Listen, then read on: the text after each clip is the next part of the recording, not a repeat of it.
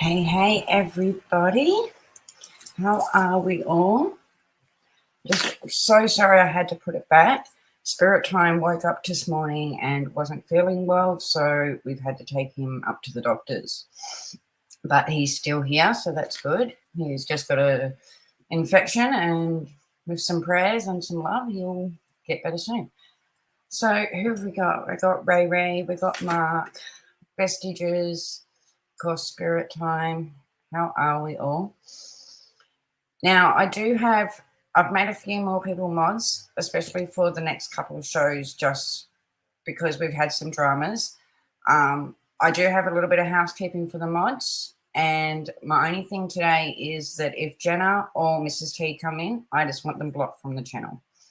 I'm not going to go on about it. I just don't want their drama brought into this channel. So that's the only thing I ask. Hey, lovely. Tabby, how are you? Okay. Another exciting thing is that I have monetized now. We monetized just so that a bit of extra income can help with the StreamYard and me keeping the channel going. But I am also bringing in a new thing, and it's going to be this time every week. On Sundays, I'm going to do a special where I'm going to bring back an Aussie case. Now, Angie, how are you?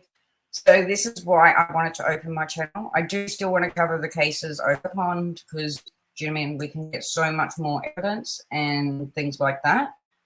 But I really want to do this special on Aussie cases. So when I decided to do this, I wanted to talk about a crime that got me into true crime. Okay, so this is probably one of the first true crime books I brought. I was only young. It only just came out when I brought it, and it was probably what got me into true crime. This is a case that has always been very close to me. Australia was divided on it when this case happened. Do you know what I mean? You had 50% of Australia that believed Lindy Chamberlain, and we had 50% of Australia that didn't. Actually, that's probably not the scales, but probably there was more that didn't believe her. But I was one of the ones, do you know what I mean, as a girl, and I wasn't a mum then, but even now as a mum, it was just really important that, oh, thank you, Vestiges. My first member, and lovely. I wasn't watching that. Spirit Time just pointed it out. How exciting. Be my first two members. So do you know what I mean? It was just a very controversial one.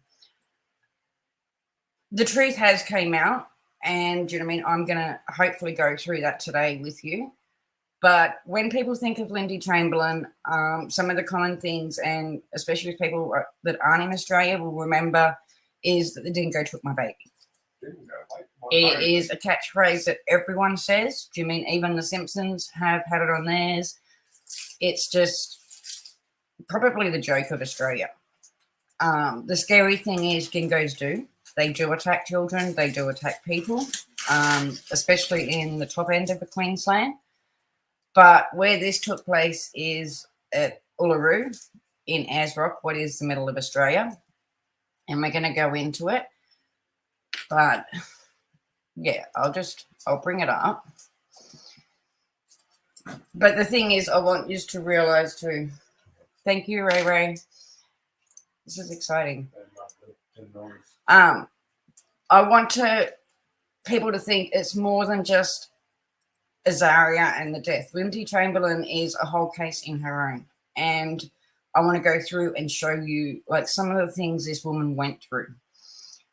While we're going through it, just especially the females, do you know what I mean? Just think being a mum and having this happen to you, and even in it, having half of the world not believe you of what has happened. And that's what this woman went through. And she's still here today. Do you know what I mean? Talk about survivors. She is one of the biggest survivors I could think of. So she was born on March 4th, 1948. She wasn't from Australia. She was from New Zealand to start with, but she was born Alice Lynn Murchison on March 4th, and she came from New Zealand. Was very close.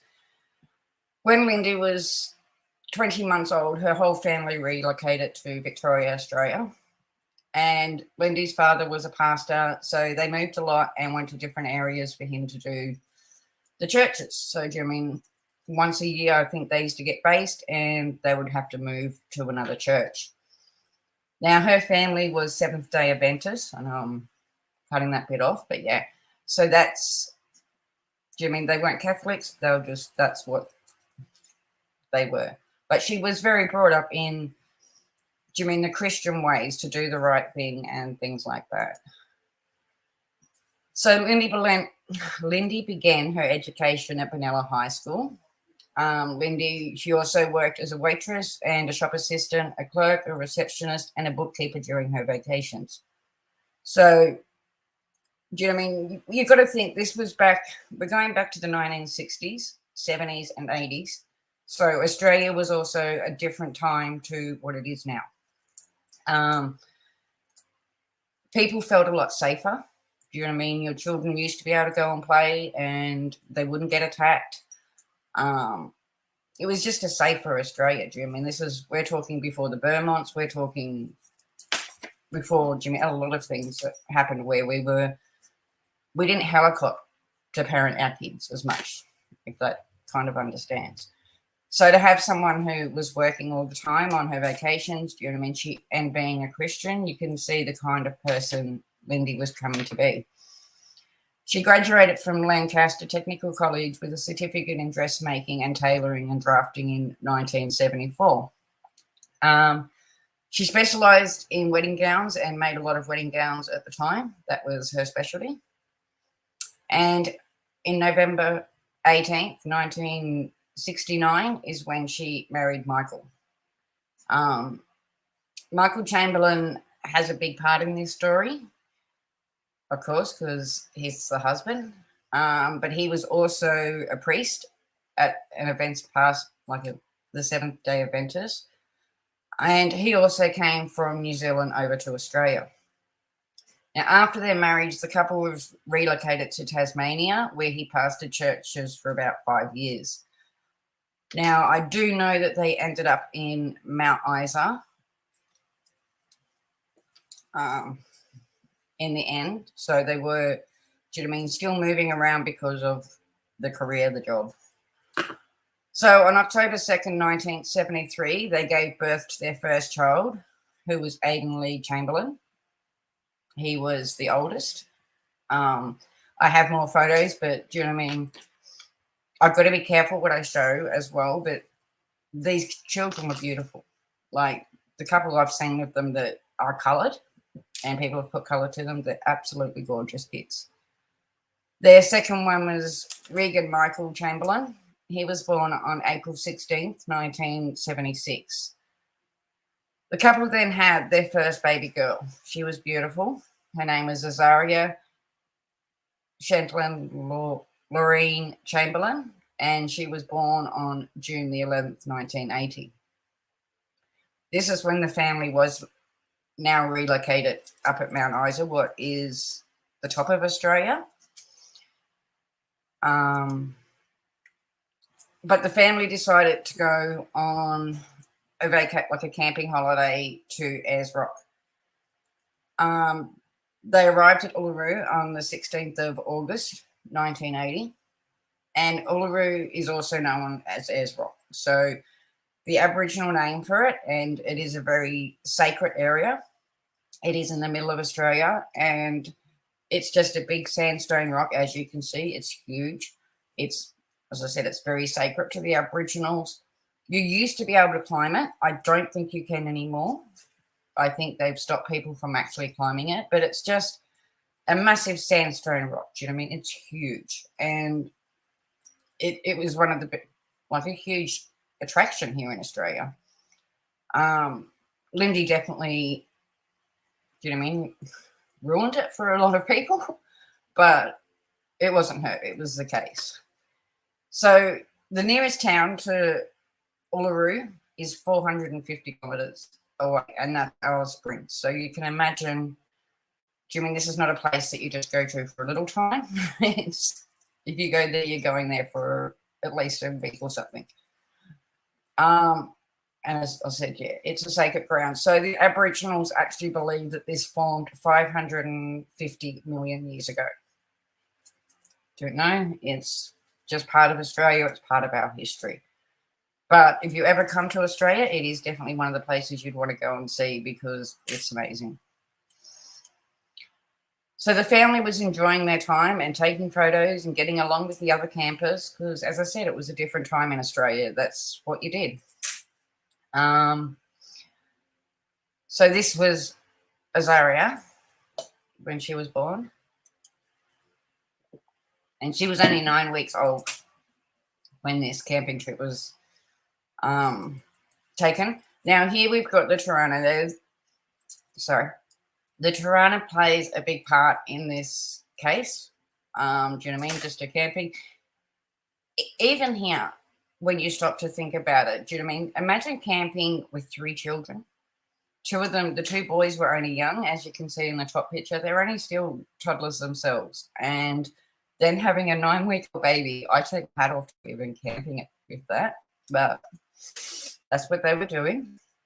There's Michael as well on Ayers Rock, or part of Ayers Rock, with the baby.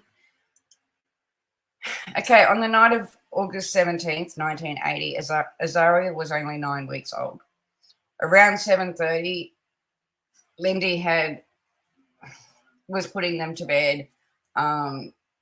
Regan was the second youngest, was also laying in the tent at the time. The bassinet was in the tent. But there was another camper there at the time, and his name was Murray.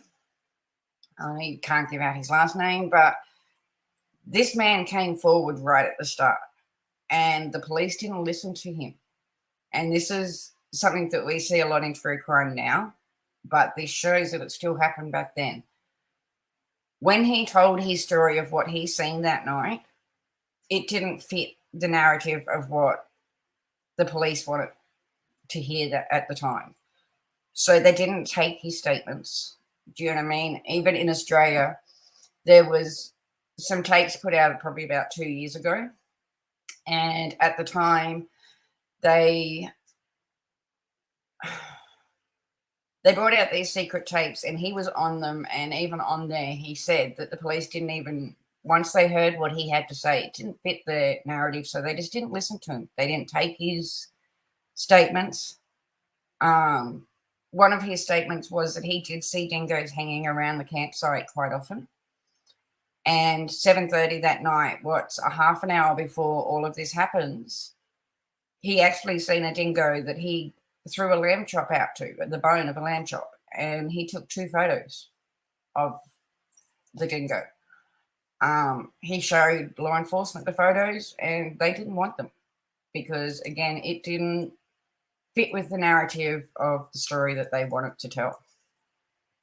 Now, around 8 p.m., Lindy and Michael were around a campfire with all of the other... Sorry, I'm not watching chat. I just want to get all this out. But I do thank everyone for being here and for joining. I'm seeing people join. So around 8 p.m., they were all around the campfires. Do you know what I mean? All the other campers were as well, just talking and that. Now, Lindy was going back and forth from the tent because, she, as I said, she had her youngest little boy in there, and she also had Azaria in the bassinet asleep. And at 8 p.m., they thought they heard like a baby scream or a yell or a noise. And Jimmy, it was only a couple of feet. It wasn't like they were far away. That Lindy turned around and came back. And just as she did, she seen, well, what her theory was is that she saw the dingo running away. She's gone straight into the tent and the baby was gone. There was blood splatter around. Do you know what I mean? She's come back out, said the line, do you know what I mean? Where's a torch? The dingo's got my baby. And from there is when Australia stopped believing her. Do you know what I mean? As a mother, it would have been terrifying to, one, have your child taken, but to be taken that way and to not have people believe you. Do you know what I mean? It's just devastating to me. But that's what happened. They contacted law enforcement. Law enforcement had come out. Do you know what I mean? They did their searches, but their story of what they, do you know what I mean? Their story of what they thought had happened was already forming in their heads. And this is where they didn't let the evidence of this case talk at all. And it's sad because we're going back to the 1980s where we didn't even have as much evidence things as we do now. Like, do you know what I mean? You couldn't just go and illuminate things. And I mean, I know there was fingerprints taken, but those kind of tests were only just starting to come about. So Lindy checked the tent. She's seen the bassinet was empty. She's seen all the blood around. Then she dreamed for her help touches, as she said. Oh, that's when she yelled for the torches. I've just said it wrong there. And said about the dingo. So Azaria was taken from the family tent by the dingo. Azaria's body was never found. Rumour and suspicion grew quickly around the case, and fueled by the understanding of the Chamberlain's Seventh-day Adventist faith, Michael and Lindy was not behaving as a grieving family or mother should. Do you know what I mean? Like, where have we heard this before? It's my biggest thing. Like, we don't know how we're going to act. Do you know what I mean? This was a Christian lady. Do you know what I mean?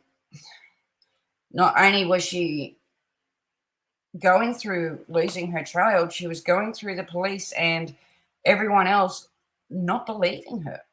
Do you know what I mean? They were blaming the church. They were blaming her. I even know in the inquest, and believe me, we had 4 inquests on this case. But when we go into the inquest, the opposite side, who were the police, actually brought out a story, and this is a real trigger warning. So their theory was that Lindy had gone in and taken the baby, gone and put the baby in the car and cut the baby. Yeah. There was, at the time, blood splatter, what they said was blood splatter.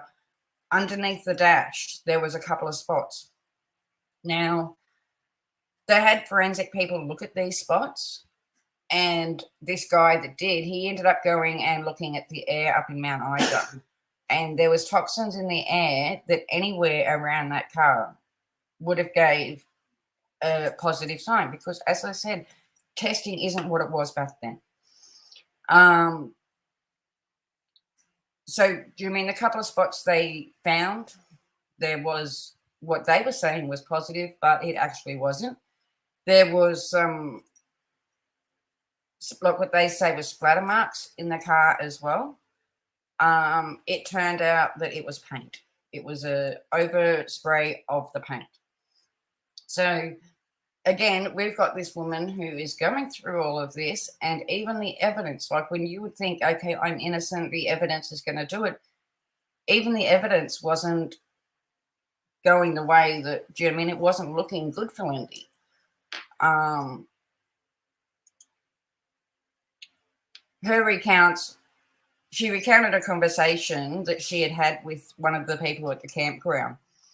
And this is another one that really puts you into the spot, so I wanted to add it in. And her name was Judy West. She was another one of the campers. And on the night that Azaria went missing, and you've got to think everyone by this time is out with the torches looking, because it's dark. You're out on a rock. Do you know what I mean? There's nothing around you but a campsite. And do you mean everyone was out looking? The police had come in. The rangers had come in.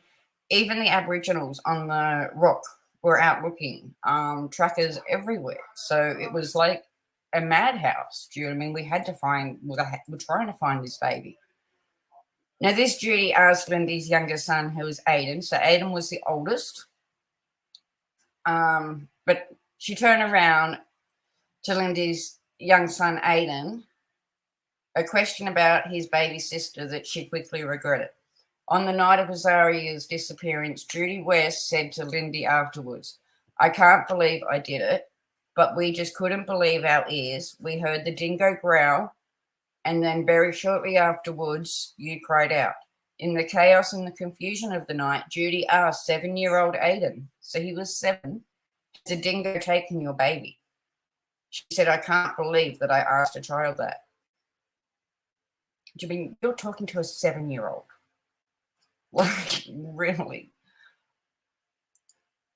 And you can see why this case got me in. Because I love history, and do you know what I mean? This was just, it's a very sad part of it.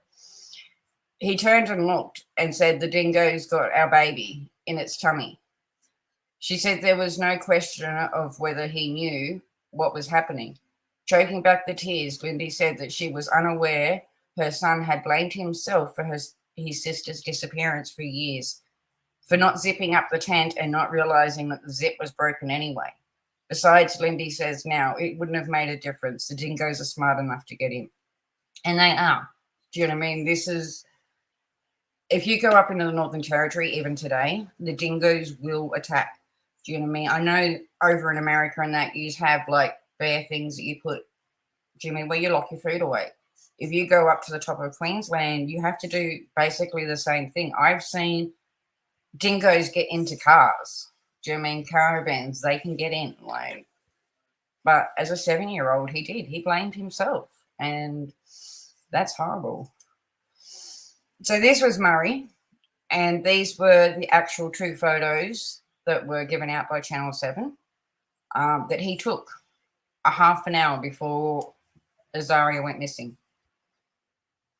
It's the same dingo he gave the drop phone to. So, I mean, we don't know, but chances are it's probably the same dingo that done it. But these were the only 2 photos that were ever actually taken on that night and a half an hour before this all happened. So, as I said, it captured Australia. Do you know what I mean? It was headline news. At this time, 1980s, do you mean I was just a baby? It was in my teenage years that I came into the case. But even then, it was still grabbing the news all the time, like papers everywhere. Do you mean people in Australia, if you're an Australian, you know Lindy Chamberlain and you know this story because it was the headline of everything. As I said, it even got overseas where people would have the common joke about, "Oh, the dingo took my baby." Do you know what I mean? Again, this is where I feel for this mother because still people aren't believing you, and now it had became a joke of the world. Do you know what I mean? Not just Australia. It was, and this was at a time too when there wasn't internet, there wasn't YouTube, there wasn't, do you mean Twitter and things like that, and for it to still spread so far and so wide, you can only imagine how this mum was feeling. And 9 weeks old. So this was just where Ayers Rock was. We'll go on and be showing you that where the that they found the jackets and stuff, but this does show you where it was found. So it was up near the rock, and it was also mentioned to be near Dingo Lairs. It shows you where the Aboriginal campsites were. Do you know what I mean? They were actually camping up near the rock. No, they were here, down the bottom.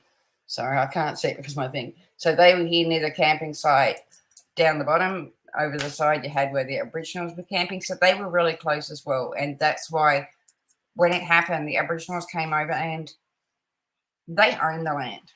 Do you know what I mean? If there's anyone that can read the land, it's our Aboriginals. And they had trackers and everything out. So it just kind of shows you where she went missing from. And as I said, you're looking at desert. Do you know what I mean? 450 kilometers to the nearest town. So this was just more of the searches. The first one is Lindy and Michael. Again, I mean, not only were they going through this, they were still so young, freshly married. with their 3 children, and it's not the way you'd want a case to go. Yeah, it is a bit like Cleo. But Cleo didn't, Cleo hit the world, but by then we had the internet and everything. And that's what I'm saying. This was back in 1980 before we had any of that, and to still be seen over the world, and no one believed her. Like, but one thing I do got to say, and I do got to add this, like, when we have missing children in Australia, the law enforcement usually are pretty good. They are straight onto it. Do you know what I mean? We lock borders. We do everything. And 9 times out of 10, they usually get an answer within the first month. Do you know what I mean? We have, of course, a couple of cases that have lingered, but that's one thing I will say about our law enforcement, but just not what happened here. This was 1980. So August 24th, 1980, a tourist named Wally Goodman found the jumpsuit, the booties, nappy, and a singlet, just as Lindy had said her beautiful baby was wearing. So they had found, what had actually happened is there was a tourist who came over. He had had an accident and a fall at Ayers Rock. So why they were out looking for him is when this searcher, and he was one of the searchers that was actually searching for Azaria that night, he came across all of the, like, the jumpsuit and everything, and handed it in. But do you mean the police had, every time something came up that was looking good for Lindy, the police had a story, and they just said, oh yeah, someone's just put that out there. Do you know what I mean? Like, are you kidding me? So everything was found at the time, but the little jacket she had on, I remember that wasn't found right at the start. So here's just, do you know what I mean? You can see. It's just, yeah. It's heartbreaking. So October 1st and 2nd in 1980, the police collected statements from all 4 of the Chamberlains as when they were back into Mount Isa, and their car was searched and ended up being taken. Everyone in Australia and the world was judging the Chamberlains, especially Lindy. Do you know what I mean? You're put in that spot. Could you imagine how much you would be judging yourself as well because of what you've gone through? And then she had the world telling her that she wasn't acting right. She wasn't being a grieving mum. She wasn't doing what they wanted. So everyone was just blaming her. She was blaming herself. Do you know what I mean? This is where I say she's a survivor. Do you mean to go through this? So September 20th in 1981, Chamberlain's home raided simultaneously with the homes of all other key and some eyewitnesses. As I said before about Murray and them not taking the pictures, they did it with a lot of the people. A lot of the people at the campsite that night, Jimmy, matched up Lindy's story to what happened. Even coming forward, as I said, with photos and things like that. But the police didn't want to hear it because it didn't fit their narrative of what they said had happened. So they raided their homes. Do you know what I mean? Imagine going camping and trying to do the right thing and come forward and tell the truth of what you saw, and then you get your house raided just because it's not fit a narrative. The initial coroner inquest supported the Chamberlains, so when they done their first one, but they did give out a theory that they said that they didn't think that Lindy had done it, but they also said they didn't think that Dingo had done it. So it wasn't really, do you know what I mean, giving them what, it wasn't clearing them. The initial inquest supported their, so November 20th in 1981, the Northern Territory Supreme Court stopped the justice and orders. So he just squashed the whole inquest because it wasn't going their way. And this is when things started coming out.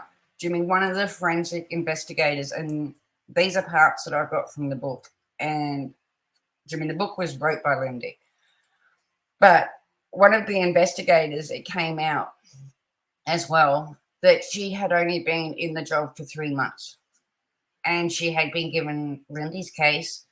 A lot of her evidence came from things that she was reading in newspapers. So it wasn't that she was, do you know what I mean? She wasn't even scientifically be able to give out her evidence, but she was. Do you know what I mean? There was another professor that I also remember at the time looking at the clothes, and he wasn't looking at the evidence. He was looking at a photo and making suggestions that was going to change these people's lives.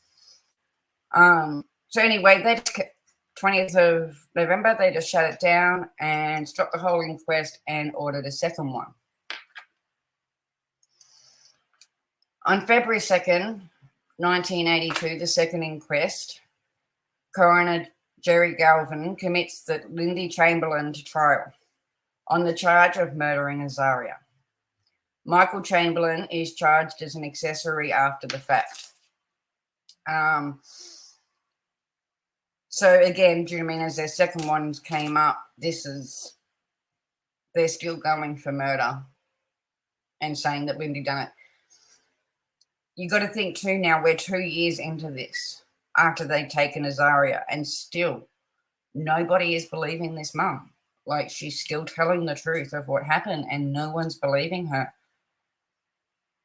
I don't know how she was still standing, really, but you know what I mean? She still got through it. She still got up every day and went to court. September 13th, 1982, the trial begins in Darwin in the Northern Territory. Judge Justice James of the Supreme Court presiding called it the trial of the century, and it was. Like, do you know what I mean? That's exactly what it was like. On October 29th, 1982, Lindy, heavily pregnant, is found guilty in the first degree of murder and sentenced to life in prison. Michael was as an accessory after the fact and receives 18 months suspended sentence. So Michael didn't have to go to jail. His was suspended, but that was only because he had the two little boys. And they locked Lindy up. So now you've got a mother who has not only stood to her story the whole way through, and they never did. What's Nightbot doing? I didn't. Is he being good, Ray Ray? I had to see your damn Nightbot. So yeah, people still weren't believing her, and because she got pregnant, again, you can only imagine what media done to her, because they didn't like what she was saying. They wanted another ending, and now she's pregnant. Could you imagine? Okay, take the world's case. I know you all know that word. Imagine if Candace came up pregnant, how much everybody would attack her. And then times that probably by tenfold, and you've got what Lindy was going through. So November 17th, 1982, Lindy gives birth to a beautiful girl, and Kalia, I can't actually pronounce it. She picked really weird names, but yeah. So she gave birth to her while she was actually in custody, sorry. And the baby was taken from her at birth. So this was her second beautiful daughter. And could you imagine, like, everything you've gone through? So you've grown up. She's had her two boys. She had beautiful Azaria, and all she wanted was a little girl. 9 weeks old, and that one's taken. No one believes you. For 2 years, you're telling the world, and you've become the joke of the world by this time. And now you have your second daughter, and they take her from you the moment you have her. Like, it's heartbreaking. So the couple of photos there were of her when she was pregnant and going to court, because they never missed a court date, not one. So on February 7th, 1983, the Chamberlains start an appeal But sadly, on April 29th, the federal court anonymously rejects the appeal. Lindy is held at Mooloolaba Women's Prison and then is transferred to Darwin after an application of bail pending the High Court appeals fails as well. Talia goes to live with foster parents Wayne and Jenny Miller. This is what I don't understand. Do you know what I mean? Why she wasn't put with Michael, because he had the two boys, but she was actually taken into the foster system at the time, and Lindy was still in jail. They appealed like 3 or 4 times, I think, at that time, and they were all just rejected because still nobody listened. Do you know what I mean? You've even got to think now, all the evidence that they had was already brought out that it wasn't as the police said. Do you know what I mean? The clothes had been found and they were still blaming her. Azaria's body still hadn't been found. It never has. But yeah. So the 19th and 27th of July, 1983, a solicitor, Stuart Tipple, applies for Lindy's temporary release due to Regan's eye accident, and that request isn't granted either. So he was actually, I think at the time, was losing his sight or something, and even at something so important, they wouldn't let this mother out. It's just heartbreaking. I know overall she ended up spending 3 years in jail. So February 22nd, 1984, the High Court appeal failed in a split judgment of 2-3.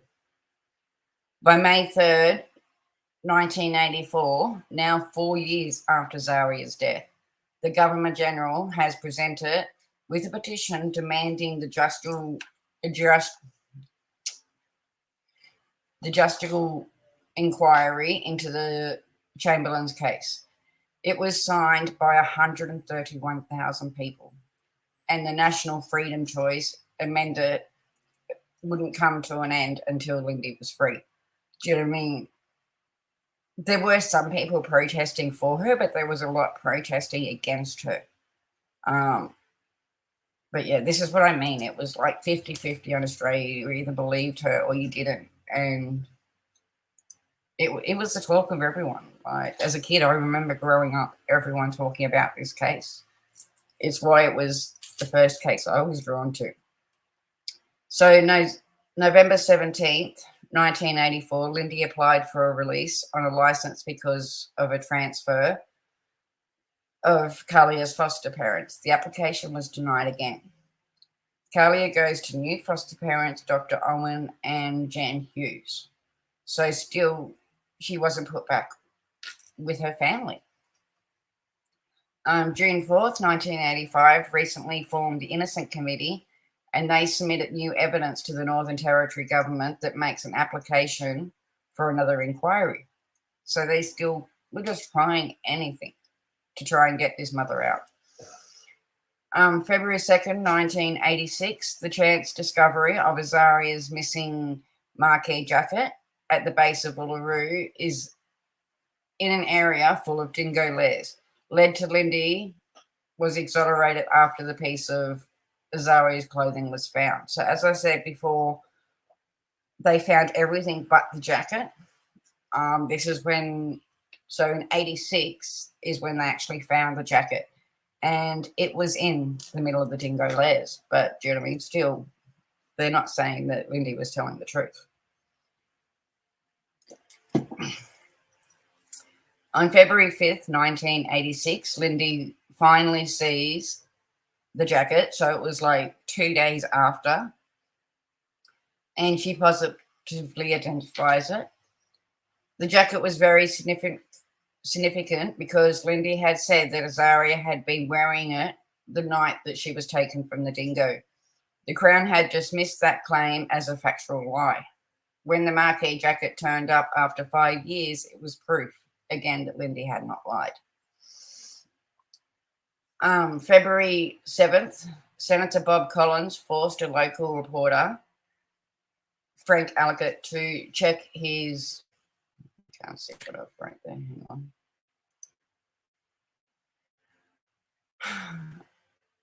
To check his sources, he does, and is so infuriated that he writes an article for the local paper and shows it to the Northern Territory government, threatening to print it if Lindy was not released from jail by 12 noon or an inquiry was called. They do both, but Lindy was released from jail on remission. Now, this reporter was going to tell the truth. He was going to bring out all of it, the evidence, everything, to prove that Lindy was innocent. Do you mean to prove what red tape and political government was doing to this woman? Do you know what I mean? He was going to bring it out, and he demanded that either Lindy got out of jail and a new inquiry was opened for her.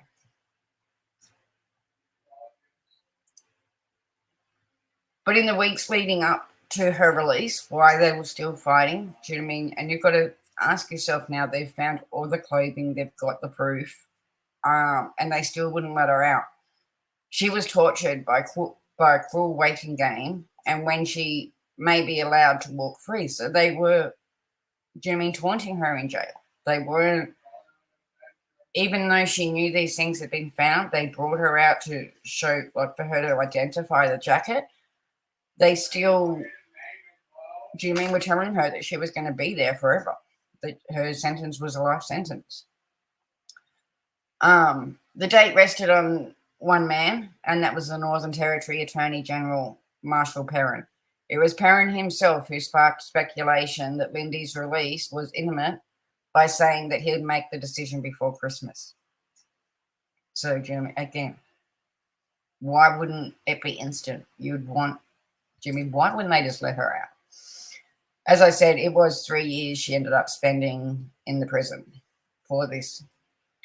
But the former Attorney General, Garth Evans, who had met with Mr. Perrin and advised Miss Chamberlain, should be released on a license, said Mr. Perrin, had the eyes of the country on his decision, and that he did not want to be seen as being scribbling to the pressure. Now, as I said again, this is going back to what was going on in Australia, and everyone was looking. Do you mean this was the case, well, one of the cases where everyone wanted to know? And do you mean, as I said, it was the biggest question. So Lindy was looking at spending her third Christmas in jail. If they didn't make that decision by that Christmas, as you said, that would have been her third one in jail with no release date set. So, do you know what I mean? Again, imagine being in there, being innocent, knowing that all the evidence is out there, knowing that they're still saying to you, you're going to be locked away. You're about to spend your third one in there. For nearly 3 years, Lindy had worked as an inmate in the prison for 30 cents a day, trying to do whatever she could to keep them happy. Do you know what I mean? She wasn't causing trouble. She was doing everything she had to, but she was still begging for the world to listen. Before Lindy was released, Michael Chamberlain and her 3 children, so by this time they had got the daughter back, Aidan, Regan and Kalia, who was born when Lindy was behind bars, could only visit Lindy 3 times a year, with media desperate to catch a glimpse of Australia's most infamous family entering the prison. So 3 times a year, do you know what I mean? Even that is amazing. Imagine going to jail and only being able to have visits from your loved ones 3 times a year. It's ridiculous. And then, again, having the media there. So this was the little jacket after they found it, and that is Lindy too when she was identifying the jacket.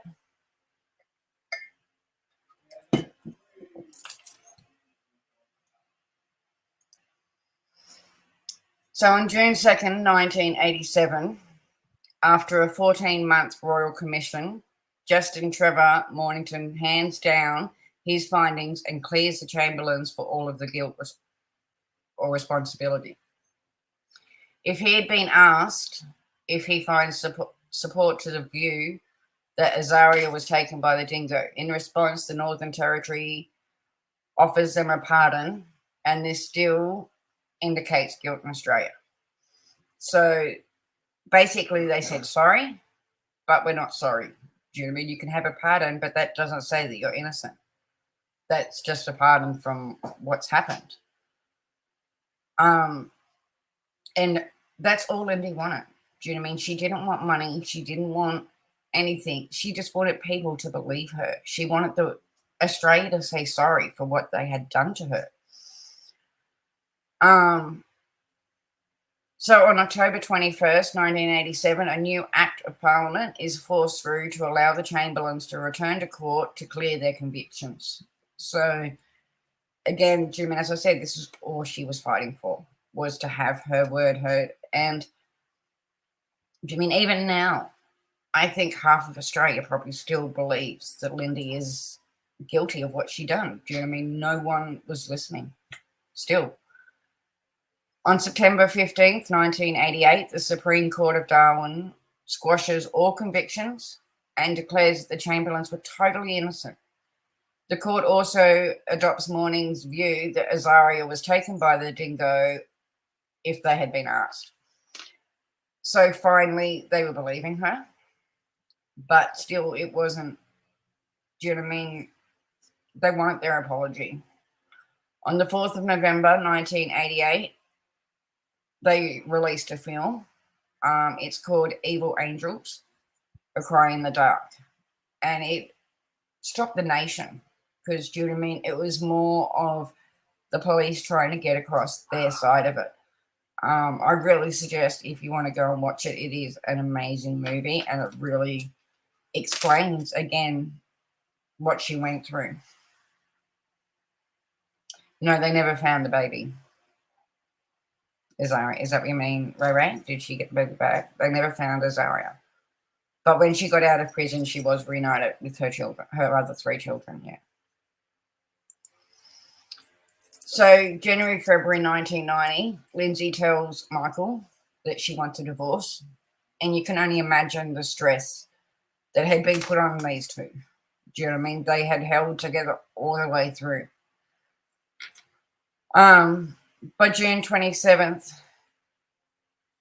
the baby, she got Kalia back when she got out of prison. So she was in the foster system until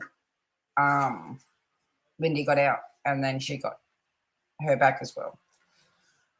So June 27th, 1991, the Chamberlains divorced, became final. Kalia chose to live with Michael and to visit Lindy. Regan stays with Lindy and visits Michael, and Aiden's divided his time between the 2 homes. I don't think at that time that the children had their connection back with their mother, and I think that's why a lot of them did want to go with Michael, but it was fairly, do you know what I mean? They still seen a lot of each other's children as like of each other as well. It was it wasn't a divorce where they hated each other. They were still friends. I know Michael's passed away now, but up until they passed, they still stayed really good friends as well. So in February 1992, Lindy meets Rick Cragen during a speaking tour in the USA. And by May the 19th, 1992, Rick had proposed to Lindy and Lindy had accepted. I think by this time she was just looking for a new life. So this is Lindy and Rick just after they got engaged. And this is the 3 kids with Lindy and Rick as well. I think this was the wedding. I'm not sure. As I said, it was back in, do you know what I mean? Back then they didn't have everything that we have now. But yeah. So that's, you can see there how big these kids, and Jimmy, I remember even as a child when this story was out, these children got bullied at school. Do you know what I mean? People used to say to them, your mum, do you mean the dingo took your baby? Your mum didn't watch it. Like, no one got away. No one in the family. It followed them everywhere. So on May 25th, 1992, the Northern Territory government pays the Chamberlains $1.3 million in compensation, $396,000 legal costs, plus another $19,000 for the car, which was dismantled for evidence. They did get the car back, but it was pulled apart. Yeah. So I'll talk more about the car when they got it back soon. But yeah. So June 8th, 1992, Lindy's engagement to Rick is announced. And July 1992, Kalia asked to return to live with Lindy, and the custody proceedings are started. So now she had all the children back with her. Again, as I said, she was just rebuilding her life. Do you know what I mean? After Michael left, she now had Rick. She now had the children back. She now had the work, well, some of the world, the ones that cared to still investigate it and still listen, knew. But as I said, there's still people today that will tell you the dingo still took her baby. So December 20th, 1992, Rick and Lindy are married and choose to live in Washington State in the USA. I think by this time, yeah, you know what I mean? She was looking to get away from Australia, because who wouldn't? Do you know what I mean? Everything this woman had been through. And that's why I said at the start of this, when we talk about survivors, this is a woman who is a true survivor for everything she went through. And even today, she still lives it. April 28th, 1993, Lindy is given custody of Kalia and Regal at the request of both children. Aidan was older, and again, as I said, was living with Lindy as well. But because of his age, she didn't have to get custody of him at the time.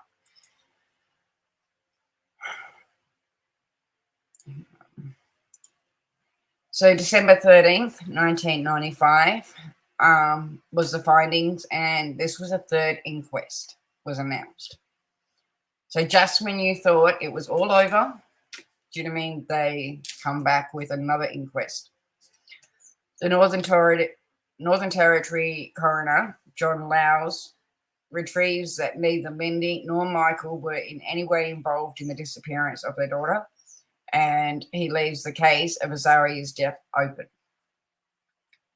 So again, they still don't want to admit what happened.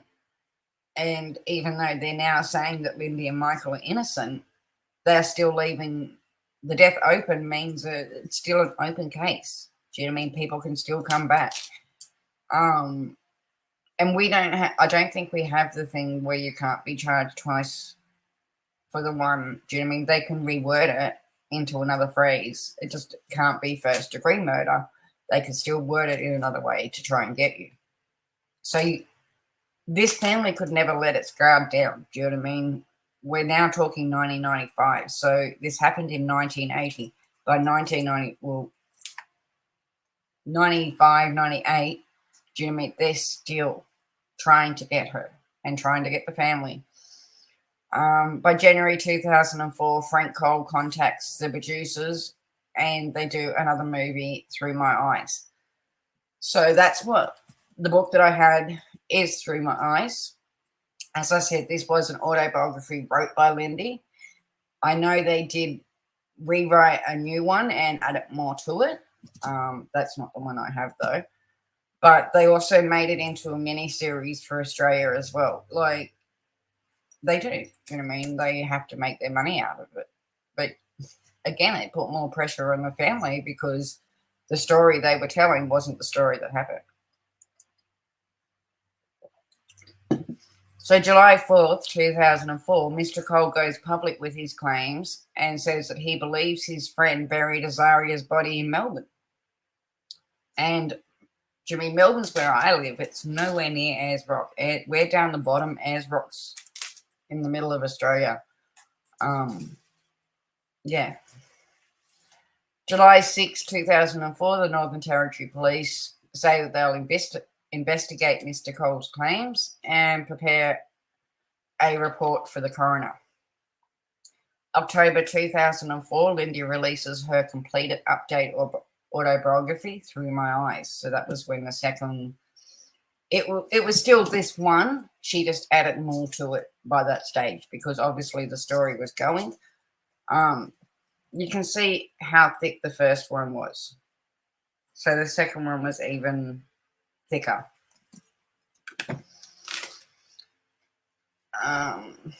So October 2004, the Northern Territory Coroner's Office decides not to reopen the inquest into the death of Azaria, saying that it is not satisfied there were new facts or evidence from the Cole investigation to reopen it.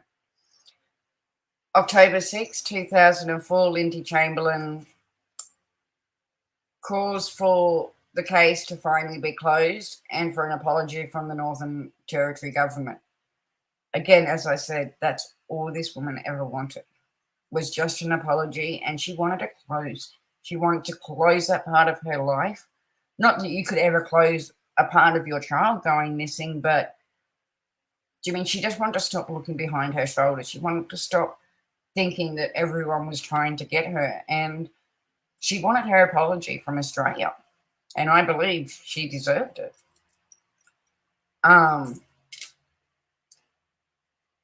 So November 2004, the mini-series, again, of the book is broadcast on Australian Channel 7. And Channel 7 is one of our biggest TV stations in Australia. And I mean, they usually do the documentaries and that, but they had her story on there as well. It is another one you can go and look for, Through My Eyes. It's, as I said, there's the book and there is the mini-series. But just be careful when you, listen to the facts and know the facts too, because you really watch it in a different way when you just think of how much this mum went through. So August 10th, 2010. So now we're only 12 years ago. Lindy releases to the media her letter to open-minded Australians. This letter was brought to the attention of the Northern Territory General. It was published. I don't have it on me, but do you know what I mean? It was her words of what happened. It was how she felt being locked up for the crime. Do you know what I mean? Having her other babies taken from her. Again, half people listened to it, half didn't. So August 17th, 2010, Lindy receives a letter from the Northern Territory advising that she has requested that Register of Births, Deaths and Marriages to conduct an inquiry to determine whether the particles concerning the death of Azaria was accurate. So this is where she wanted it on the death certificate. Do you know what I mean? She wanted the truth put on there. She didn't want it where it was saying that Azaria was killed by her mum. Because that's not what happened. It should have been the right way. So December 16th, 2011, the coroner, Elizabeth Morris, announces that she has determined to reopen an inquest into the death of Azaria. This is number 4 inquest. So every time this woman is asking just for what she deserves, they opened another one. February 2012, the coroner Morris holds the 4th inquest into the death of Azaria. June 12th, 2012, coroner Morris announces that her findings that the case of Azaria's death was to be being taken by the dingo. It is what the Chamberlains and the eyewitnesses had known all along, and the only alternative to murder positioned by the Crown prosecutors. So finally, in 2012, and do you mean we're going back from 1980 when this happened? 2012 is when they said no, that's how Azaria had died. Do you know what I mean? Something they've been asking for all this time. And that's when you sit and think about how much this mother went through. Do you know what I mean? 32 years of no one believing you about your children and what happened. So, Lindy, this is something Lindy said. I can lay down the fighting. It's like a weight off my shoulders, Miss Chamberlain said to the coroner's ruling in 2012. And it would have been. You can only imagine how much this weight would have been on her. It's like the weight off my shoulders. I'm not leaving something for my kids to deal with. I'm not leaving a legacy for my grandchildren to say, that's not true. My grandmother didn't do it. Do you mean? And this is what I mean. That's all she wanted, was the truth to be told. So where are they now? Do you know what I mean? This is probably what you're thinking now. This is Aiden Chamberlain. So he was the oldest son. He has gone on. Now, Aiden was 6 when all of this happened, when his little sister disappeared. That night, he spoke to one of the witnesses, Judy West, who had asked him. Lindy recalls in the Lindy Chamberlain True Story. So that was another. There's quite a few movies out there. The dingo's got a baby in the tummy, he told Judy. Since then, Azaria's death continued to take a toll on Aiden, who is now 49. For years, we didn't know that he blamed himself for not zipping up the tent. He didn't realize that the zip was broken, Lindy says in the documentary. But it would have made no difference. They were smart enough to get in. As I said before. Do you know what I mean? Dingoes are smart animals. Don't put them past them. 40 years on, Aiden is now married to Amber Martin, who he wed in 2006. During their wedding in the Sunshine Coast in the hinterland, Amber arrived to the ceremony in the same yellow Holden Tirana that the Chamberlains had driven to Uluru when Azaria disappeared. As you remember before, I said it was dismantled. So for him to get it back and put this car back together to use in his wedding, I think it's amazing.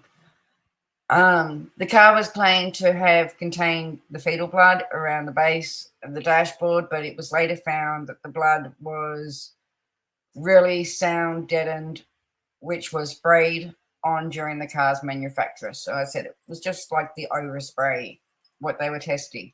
And it did come down to the air that was toxin in Mount Isa, that the whole car would have tested it if they tested parts, but they were only testing, obviously, parts.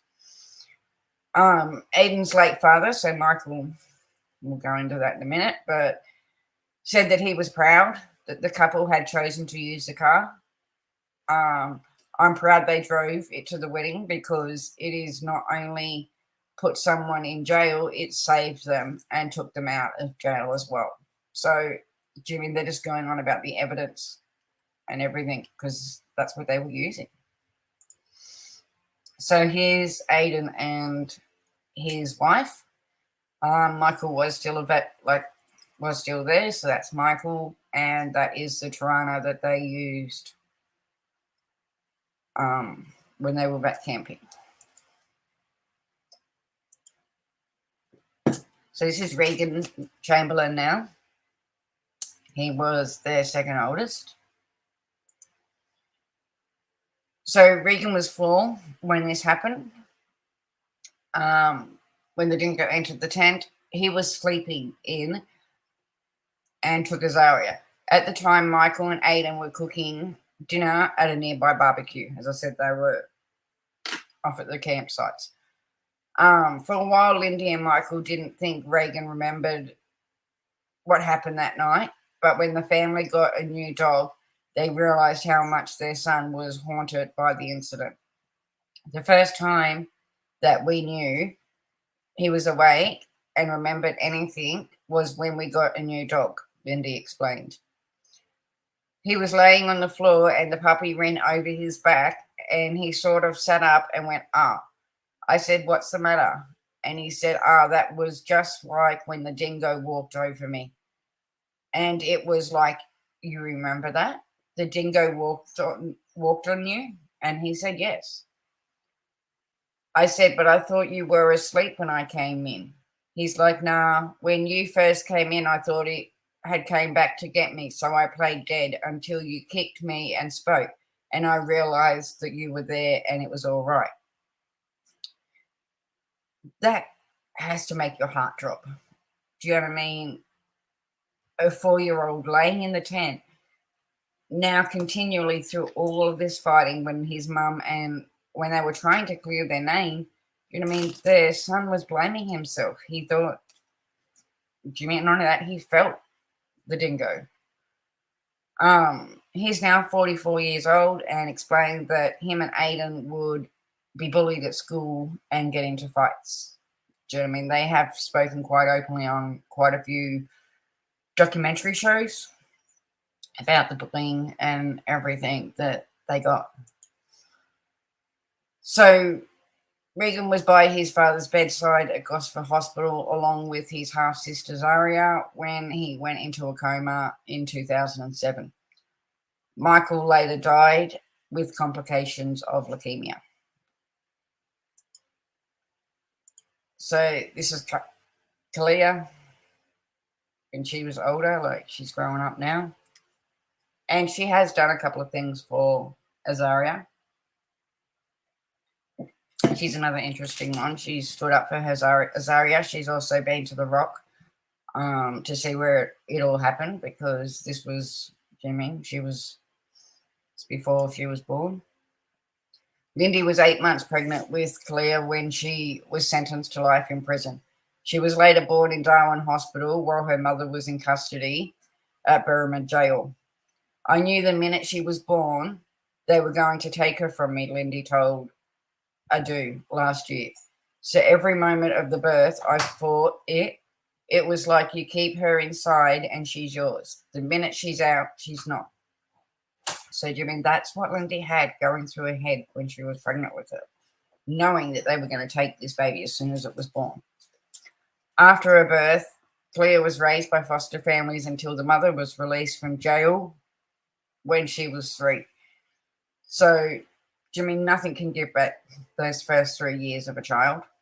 And on top of everything that Lindy had lost, that was more that she had lost. But she did get her when she got out. While Clea was being raised by the foster families was a really, really positive experience for her, but there were still moments that she would get upset as a child. Once when I was little, I was very upset that she, Lindy, wouldn't have had me if Azaria hadn't died, because I was a replacement baby because she'd lost her daughter. She said in the documentary. That was one of the moments that she was really upset, because she always wanted 4 kids. She always wanted 4 children. You mean she was just upset that now she'd only had 3. This is where you really start to see, do you mean not how it just affected Lindy, but how it affected the children too. In 2007, Cleary was married to a software developer, Adam Mills, and during their wedding, Clea walked down the aisle with her 4 dads. Michael walked her part way down, followed by her 2 previous foster dads, Wayne Miller and Owen Hudges, and later Lindy's second husband, Rick, got her at the end. So all 4 dads walked her down the aisle, what I think is amazing. And as I said, even though Lindy and Michael had divorced by this stage, they were still friends for the children. Do you know what I mean? They were still there for all the kids. They all meant a lot to her and had been there all her life. Michael later gave a speech at the wedding, according to the publication. Our precious daughter has willpower and guts and passion, he said. She was born in an abscess, and to come out of there and rise above it all is a truly shining achievement. So this was Michael just before he died. He died on the 9th of January, 2017. He was age 72. It was at the Gosford Hospital in New South Wales on the Central Coast. And again, as I said, it was due to complications of an acute leukemia. But he was one man that, do you know what I mean, stood by everything with Lindy, did believe her, stood by the children while the whole world was against them. Jimmy, I take my hat off to everyone in this family. So this is Lindy now. She's 74. She's still married to Rick, and the couple live in New South Wales in the Hunter Valley, where there is a fountain in the garden, and it's in memory of Azaria. So, you know what I mean? She still made it back to Australia after everything that Australia did to her. So that's the end of my presentation. You know what I mean? That's Lindy and the Rock. It's something that sort of tells the story of where she was. As I said, this is a story I wanted to share because it's where my true crime came from. I felt for this mum. I didn't realize until after Spirit Time said something to me that a lot of the cases were for mums and for children that I usually look at.